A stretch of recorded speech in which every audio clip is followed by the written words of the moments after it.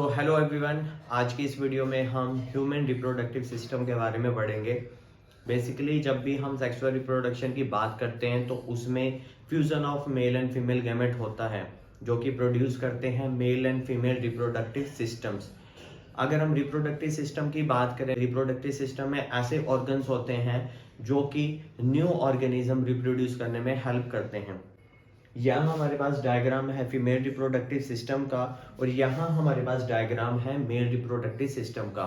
तो आज की इस वीडियो में हम डायग्राम को अच्छे तरह से समझेंगे कि कौन कौन सा इंपॉर्टेंट लेबलिंग है, क्या उनका फंक्शन है। तो चलिए शुरू करते हैं। सबसे पहले फीमेल रिप्रोडक्टिव सिस्टम की। जो फीमेल रिप्रोडक्टिव सिस्टम होता है वो इंटरनल सिस्टम है, मतलब ये बॉडी के अंदर पाया जाता है।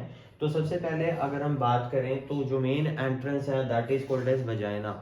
ओके, तो वेजाइना क्या है? This is the outermost part, और जो ये इनलेट है एक तरीके से फीमेल रिप्रोडक्टिव सिस्टम में अंदर जाने की जगह जो प्रोवाइड करता है वो है वेजाइना। और यहीं पे क्या होता है? कॉपुलेशन।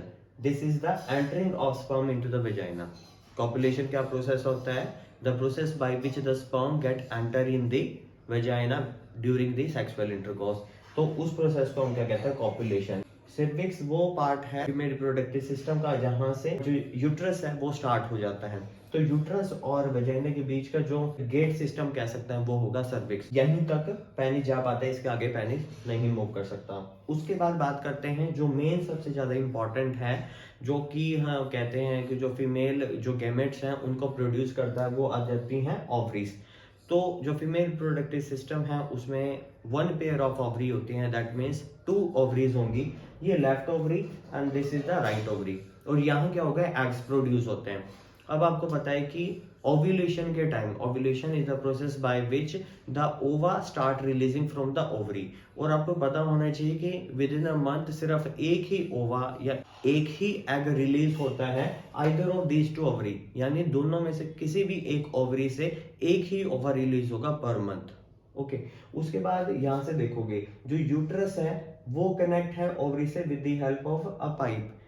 ये क्या है? ये पासेज है, ठीक है। इस पासेज को क्या बोला जाता है? ओविडक्ट बोल सकते हैं या फिर फेलोपियन ट्यूब। इनका जनरली क्या फंक्शन होता है? जैसे कि मान लो जो एग्स होते हैं अगर वो फर्टिलाइज नहीं होते तो वो इसी ओविडक्ट की हेल्प से यूट्रस के अंदर आते हैं। या हम कह सकते हैं ड्यूरिंग द कॉपुलेशन जो स्पर्म है वो मूव करता है ओवरी के towards with the help of this fallopian tube only, ठीक है। तो यहाँ पे जो फेलोपियन ट्यूब में ही क्या होता है? मेन फर्टिलाइजेशन होता है शुरुआत में। पॉसिबिलिटी है कि वो यूट्रस के अंदर भी हो सकता है, लेकिन ज्यादातर चांसेस क्या होते हैं? वो फेलोपियन ट्यूब में होगा अगर अर्ली टाइम है ओव्यूलेशन का। उसके बाद अगर हम यूट्रस की बात करें, अब यूट्रस क्या है? It is the largest part of the female reproductive system, जो कि इंपॉर्टेंस किस लिए है? क्योंकि यहीं पे जो बेबी है वो ग्रो होता है। एम्ब्रियो फीटस में कन्वर्ट होगा और जो फीटस है वो बेबी में कन्वर्ट होता है यूट्रस के अंदर की। तो कंप्लीट जो ग्रोथ है बेबी की वो यूट्रस के अंदर ही होती है। तो हम बात कर रहे थे यूट्रस के स्ट्रक्चर की। ये वी शेप स्ट्रक्चर होती है जिसमें आप क्या देखोगे? इनर लाइनिंग होती है। और जो इनर लाइनिंग पे क्या होता है? बहुत सारी ब्लड कैपिलरीज होती हैं। जब आपने सुना होगा मेंस्ट्रुएशन कब होती है? जब अनफर्टिलाइज्ड एग आ जाता है यूट्रस तक, वो क्या करता है? जो इनर लाइनिंग है उसे अटैच हो जाता है, और जैसे ही वो जो इनर लाइनिंग शेड ऑफ होती है तो वो क्या करती है? जो ब्लड कैपिलरी उसे अटैच थी वो भी ब्रेक डाउन हो जाती है। तो जो ब्लड होगा वो निकलना स्टार्ट हो जाता है और जो अनफर्टिलाइज है उसको लेके वेजाइना से बाहर निकल जाता है। तो this is all about the female reproductive system. दोबारा से देख लेते हैं। यहाँ पे फीमेल रिप्रोडक्टिव सिस्टम में अ पेयर ऑफ ओवरी होगी, this is the right and this is the left ovary. Basically क्या होता है? ओवरी से ही एस्ट्रोजन हार्मोन रिलीज होता है, इन्हीं से ही ओवा या एग्स या ओवम जिसे हम कहते हैं जो फीमेल गैमेट है वो रिलीज होते हैं। उसके बाद फेलोपियन ट्यूब है जिसको हम ओविडक्ट भी कहते हैं। फेलोपियन ट्यूब यूट्रस को कनेक्ट करता है ओवरी से। तो एक तरह से ये क्या है? पासेज है। यूट्रस की बात करें तो uterus it is the largest part of the female reproductive system, जहां पे जो बेबी क्या करता है? ग्रो करता है। इसकी इनर लाइनिंग में ब्लड कैपिलरीज होती हैं जो कि मेंस्ट्रुएशन के टाइम में ब्रेक डाउन हो जाती हैं और उससे ब्लड रिलीज होता है। सर्विक्स एंट्री होती है, यूट्रस की एंट्री को बोलते हैं। ओके, और जो वेजाइना है this is the first part of the female reproductive system जहां से एंट्री और एग्जिट हो सकती है। और कॉपुलेशन प्रोसेस में क्या होता है? Basically by this process the sperm get enter in the female reproductive system. अब बात करते हैं मेल रिप्रोडक्टिव सिस्टम में। Likewise the female reproductive system have two ovary. The male reproductive system they have pair of testis, जिसको हम testicle भी बोलते हैं। तो मेल रिप्रोडक्टिव में क्या दिखेगा आपको, टेस्टिस दिखेंगी, जो कि दो होती हैं, एक right testis and this is the left one testis, ठीक है। और यहाँ पे आपको याद रखना है कि जो लेफ्ट टेस्टिस है वो थोड़ी सी इंक्रीज होती है, मतलब उसका साइज थोड़ा सा बड़ा होता है, तो लोअर की तरफ दिखेगी और ये थोड़ा सा अपर, ठीक है। तो आपको डायग्राम हमेशा ऐसे 19-20 जैसा दिखाना पड़ेगा, ये थोड़ा सा नीचे होगा, ये थोड़ा सा ऊपर। उसके बाद अगर हम बात करें जो टेस्टिस हैं, जैसे कि फीमेल रिप्रोडक्टिव सिस्टम में वो फीमेल गैमेट रिलीज करे थे, यहाँ पे जो टेस्टिस है उनका ही ज़्यादा इंपॉर्टेंस है, क्योंकि यहीं से जो मेल सेक्स हार्मोन होता है जो कि टेस्टोस्टेरोन है वो रिलीज होता है, और जो स्पर्म होते हैं वो यहीं बनते हैं।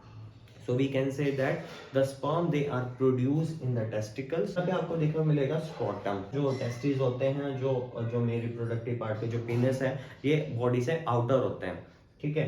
तो और एक कंडीशन भी होती है कि जो स्पर्म बनने की जो ऑप्टिमम टेम्परेचर हो वो अपना बॉडी टेम्परेचर से थोड़ा सा कम होना चाहिए, इसी वजह से जो ये पार्ट है वो आउटसाइड होता है। उसके बाद देखिए जाए जो स्क्रोटम है ना, ये दोनों टेस्टिस को क्या करता है, कवर रखता है। तो एक तरह से ये थैली की तरह काम करता है, ये कवरेज काम करता है कि मतलब उसको बाहर और प्रोटेक्टेड रखता है, और जो इंटरनल बॉडी से जो टेम्परेचर है वो कम रखता है। अब जो टेस्टिस हैं वो कनेक्टेड किससे, जो पाइप्स होते हैं इनको आप स्पर्म डक्ट भी कह सकते हैं या वास डिफेंस ये भी कह सकते हैं, तो दो नाम हैं इनके। उसके बाद अगर हम बात करें जो पेनिस है, this is also the main part of the male reproductive system, जहां से क्या होता है ये यूरिन जो सीमेन है वो इसी से रिलीज होता है। उसके अलावा बात करें तो यहाँ पे आपको दिखेगा एक काफी ज्यादा बड़ा यूरिनरी ब्लैडर, ठीक है। यूरिनरी ब्लैडर आपके जो एस्क्रेटरी सिस्टम होता है उसका पार्ट होता है, जो किडनी से जो भी वेस्ट होता है वो यूरिन टैंक, जिसको हम यूरिनरी ब्लैडर बोलते हैं, वहाँ इकट्ठा होता है। उसके बाद जस्ट इसके बैक साइड में देखेंगे आपको एक प्रोस्टेट ग्लैंड दिखेगा। अब प्रोस्टेट ग्लैंड का मतलब क्या होता है, ग्लैंड बेसिकली क्या करते हैं, ये हॉर्मोन्स क्रिएट करते हैं। जो प्रोस्टेट ग्लैंड है वो स्पर्म को थिक लिक्विड भी प्रोवाइड करता है, वो न्यूट्रिशन भी प्रोवाइड करता है, सेमी सॉलिड लिक्विड होता है, उसको हम सीमेन बोलते हैं। जो प्रोस्टेट ग्लैंड है यही इसके अंदर, मतलब यही एक कनेक्शन है यूरिनरी ब्लैडर से, जो यूरिन आ रहा है, और जो टेस्टिस से जो स्पर्म आ रहा है वो एक ही पाइप के थ्रू जाता है। The vagina can be used only for reproduction time only. वो एस्क्रेटरी सिस्टम है वो अलग होता है, इसमें एस्क्रेटरी सिस्टम और रिप्रोडक्टिव सिस्टम मर्ज नहीं है। लेकिन अगर हम बात करें मेल रिप्रोडक्टिव सिस्टम है, यहाँ पे रिप्रोडक्टिव सिस्टम और जो एस्क्रेटरी सिस्टम है थोड़े से मर्ज हैं, क्योंकि जो एस्क्रीशन के टाइम पे जो यूरिन आता है वो भी सेम पाइप से आता है, और इंटरकॉर्स के टाइम पे जो स्पर्म रिलीज करता है वो भी क्या होता है, इसी सेम पाइप से आता है, जिसको हम बोलते हैं यूरिथ्रा। तो यूरिथ्रा क्या है, वो पाइप है जिससे कि यूरिन और जो सीमेन है वो रिलीज करता है। This is the outer part of the reproductive system of the male part, और जो कवर किया जाता है फोर्थ स्किन से। तो फोर्थ स्किन होती है जो उसको इंजरी से बचाती है। प्रोस्टेट ग्लैंड का हमने फंक्शन बता दिया कि ये न्यूट्रिशन प्रोवाइड करती है और रेगुलेशन में भी हेल्प करती है कि जो सीमेन है वो सही से प्रोड्यूस और सही से मूव करे। यहाँ पे सेमिनल वेसल्स भी दिखते हैं आपको। सेमिनल वेसल का मतलब क्या होता है कि प्रोड्यूस तो टेस्टिस करती हैं, लेकिन वो टेम्परेरी स्टोर्ड किसके अंदर होते हैं, यहाँ पे छोटे छोटे सेमिनल वेसल्स में, सेमिनल वेसल्स। तो सेमिनल वेसल्स में क्या होता है, बेसिकली ये टेम्परेरी स्टोर करता है सीमन को। So this is all about the male reproductive system. एक बार फिर से देख लेते हैं। A pair of testis is there, जिसको हम टेस्टिकल भी बोलते हैं। लेफ्ट टेस्टिस थोड़े से बड़े होते हैं राइट टेस्टिस से। उसके बाद ये कवर किए जाते हैं एक स्क्रोटम लाइक कवरिंग से, जो कि अपनी बॉडी से थोड़ा सा कम टेम्परेचर देता है। Penis is the main part जो कि सेक्सुअल इंटरकॉर्स के टाइम पे वेजाइना में एंटर होता है। टाइप ऑफ मसल्स होती है पेनिस में, वो इनवॉलेंट्री मसल्स होती हैं जिसमें काफी ज्यादा स्पेस होता है, जो कि एक्सपेंड और कॉन्ट्रैक्ट हो सकता है। उसके बाद जो एक सिंपल सी पाइप होती है जिसको हम बोलते हैं यूरिथ्रा, जो कि यूरिन और जो सीमन को कैरी करती हैं और बॉडी से बाहर निकालने में हेल्प करती है। हमारे पास क्या होगा, एक यूरिनरी ब्लैडर होगा जो कि एस्क्रेटरी सिस्टम का पार्ट है, जिसमें यूरिन, जिसको हम यूरिन टैंक भी बोलते हैं, उसमें यूरिन इकट्ठा होता है। प्रोस्टेट ग्लैंड पढ़ा हमने, सीमन को प्रॉपर न्यूट्रिशन प्रोवाइड करना और उसका रेगुलेशन। सेमिनल वेसल्स में टेम्परेरी स्टोर होता है सीमन। यूरेटस है ये हमारे, जो किडनी से जो भी वेस्ट होता है उसको यूरिन टैंक में प्रोवाइड करते हैं। सो आई होप आप सबको जो मेल रिप्रोडक्टिव सिस्टम है और जो फीमेल रिप्रोडक्टिव सिस्टम है काफी अच्छे से समझ आया होगा। ये काफी ज्यादा इंपॉर्टेंट है क्लास 8th के लिए, क्लास 10th के लिए बायोलॉजी में। तो बोर्ड एग्जाम्स में भी हमेशा फीमेल रिप्रोडक्टिव सिस्टम का डायग्राम देखने को मिलता है। इस डायग्राम को 2-3 बार बनाने की जरूर कोशिश करें।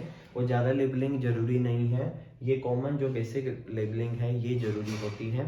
उसके अलावा इतनी होने के बाद आपकी चॉइस है कि आप एक्स्ट्रा देना चाहते हो नहीं। कमेंट में आपको ये क्वेश्चन मिलेगा, आई होप आप सब उसका आंसर जरूर कमेंट बॉक्स में आंसर करेंगे। तो thank you so much for watching this video.